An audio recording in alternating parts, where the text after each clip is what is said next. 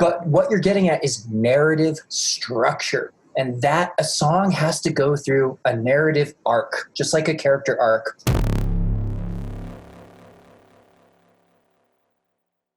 You made a killer point, Evan. When it's not working, your loop is not working, stop trying to make it work, figure out multiple variations of completely different loops, and then choose the best one.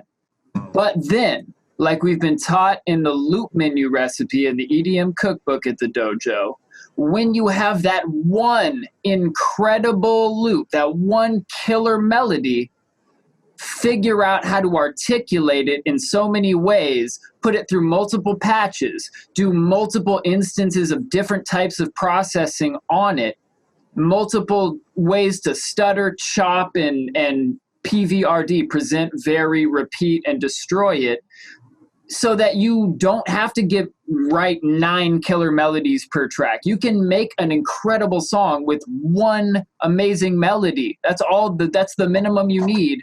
And if you know how to articulate, once you have that undeniably killer idea, then you can make an entire track out of it. Yeah, you also brought up a really good point about, so you're working on a loop, it doesn't work, you jam some more stuff out, you find that killer melody, kind of coming back to the same point that we were talking about, letting go of your ego of everything that you've worked on to that point. You have to be okay with being like, holy fuck, this is the melody, this is the shit.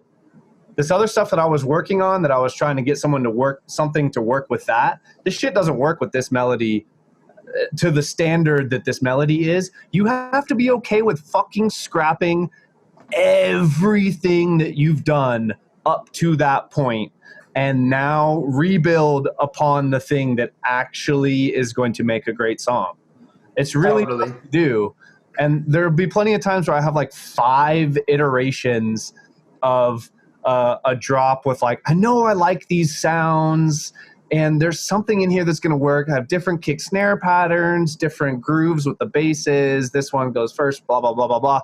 And then this thing comes out of left field like, nope, here's your idea. And this 8 hours of work, 8 hours of, like, I started at 8 a.m. on a Saturday and it is 4 p.m. and I thought I had a song. Nope. Everything's in the trash. New song at 4 p.m. And then it's 4 a.m. and you're like, holy fuck, I'm so glad I was just able to run with this new thing that was way better and create something that actually you're proud of, you know? So that's a really cool concept that you need to be aware of in your own work, is the idea of this. I think this is a Terence McKenna philosophy, actually, but he says that in the morning we have what are called mental cobwebs. And in order to reach your maximum articulation, your maximum ability in any field of getting out what you want, you have to practice clearing out those cobwebs. So if you're a speech giver, you need to practice talking before you're going to give a good speech. You don't want to just wake up at 8 a.m. and start to go and give your fucking your commencement speech or whatever.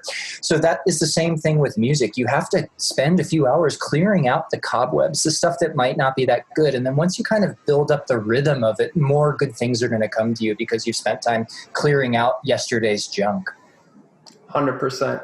I love that you guys touched on a lot of points. Again, I feel like we're touching on so much good stuff here, so many gems. That idea of you find the one part that is the centerpiece of the track.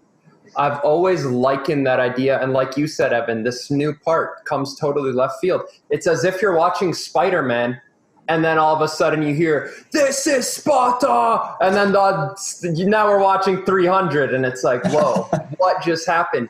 But when you find that melody, when you find your Peter Parker, let's say, of the song, the same way you can't build up a good relationship with yourself, or you can't get to know a friend or a significant other until you've seen multiple aspects of their personality.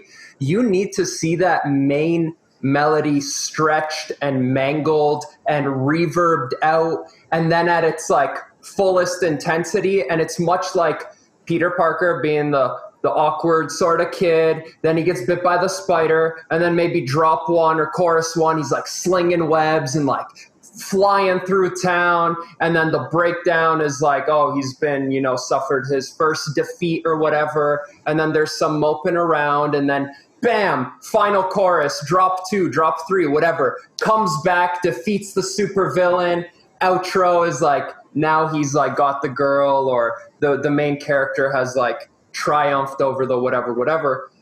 I think that Hollywood movie formula transfers over to songwriting very well. And much like you would be, dare I say, foolish to say you like truly love your significant other if you've only been in a good mood with them. It takes going on vacation with that person. It takes going through hard times and conflict to see how they react in this situation, when things are going horribly, and then when things are going amazingly, and then when things are, you know, at a standstill, sort of boring. And like seeing this person or even yourself go through multiple emotions gives you depth, and you attach to that character.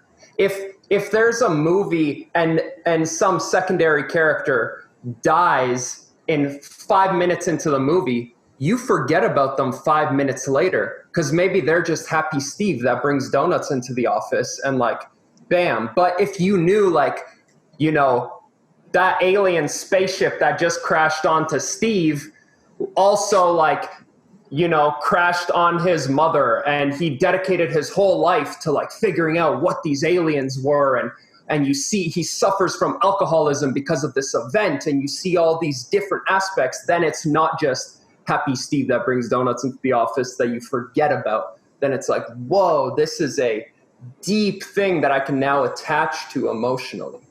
What you're talking, oh, go ahead, Evan. Yeah, I was just gonna say you sparked an analogy in production with that beautiful other analogy of when you're working on something. Say you're working on like a patch in MIDI, and this is your significant other, and you've only seen them in a good mood, and you're afraid to change too many things because you already like this patch, and it's in MIDI, and if you change one or two things the wrong way, it's not going to be the same patch, and you're not going to be able to move forward. So you're just like barely adjusting little things, trying to make it from good to great, because you're afraid to hurt their feelings. You're afraid to have the tough conversations to connect with that patch on a deep level. What you got to do is bounce that to audio and have the tough conversation. You got to mangle it. You got to stretch it. You got to reverse it. You got to see what it's going to do. You can't be afraid to just barely move knobs to get the song that you want. You got to have the tough conversations and duplicate that track and go ham, and then you might get the great one. PSA, spoken like a married man. Do not mangle your significant other in any way. Audio only. Good point. Good point. Only your audio significant other. No, it's true.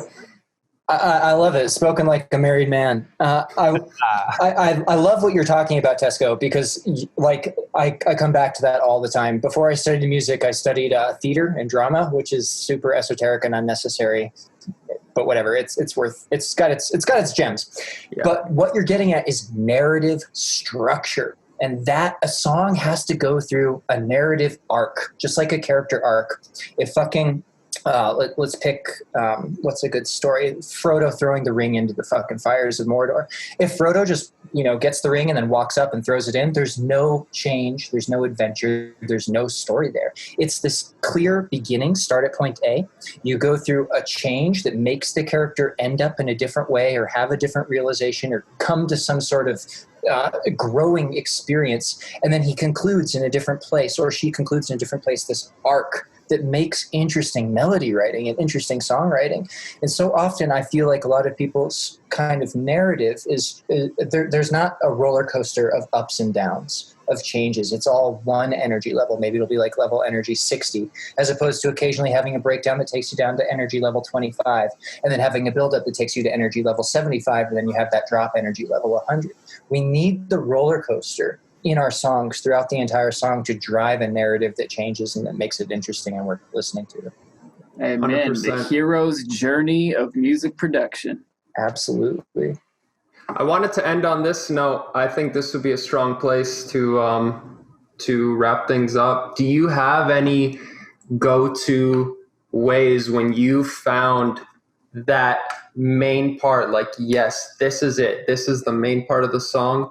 How do you like to go about it from section to section and make sure your song maintains that cohesiveness? So two things. Great question. First, I don't like to think about things in melody format. I like to think about things as hooks. And the big difference between the two is a melody is a long sweeping sequence of notes like Bach or Beethoven or Wagner, whereas a hook is much more like Michael Jackson or Lady Gaga, and it's an earworm that infects you and gets stuck in your head. We want our music to have repeatability, to have repeat listens, so people come back and can't get enough. And so hooks are very, very, you can deconstruct the format with which a good hook is made. And essentially what that looks like is a short sequence of an odd number of notes that repeats. And the reason we use odd numbers of notes is because we are writing 4-to-the-floor music or 4/4 music. So whenever you use an odd number of notes, you're going to get an interplay between the time signature and the melody that's really interesting, as opposed to just having an even number of notes coming down on every downbeat, offbeat, or backbeat. So when I try and write a melody or a hook, start somewhere simple, repeat it multiple times, and follow PVRD. So if you look at the great hook writers of our day, Lady Gaga, Bruno Mars, et cetera, can't read my poker face. That's 3 fucking notes. She repeats it 3 times in a row, and then the last note she sustains a little bit longer. So catchy, so easy to do. It's easy to copy that kind of format, and she's following PVRD in a lot of ways. So, sorry, not to cut you off. Do you want to just briefly just explain what PVRD is? Present, vary, repeat, and destroy. So you start with an idea. Maybe your idea is la-da-da, and then vary the idea. So you present the idea la-da-da.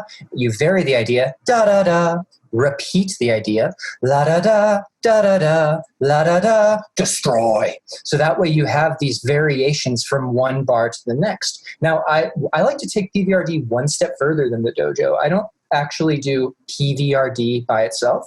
I like to think of it as PVRD squared.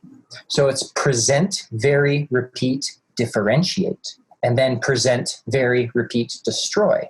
And that over 8 bars or 4 bars works really, really nicely, especially if you have that happening on a subline over 8 bars, over a chord line over 4 bars, and over a lead melody over only 2 bars. The interplay from one P to the V to the R to the D is going to be constantly switching up and creating that kind of coherent song grammar that I've been trying to get at. I like it.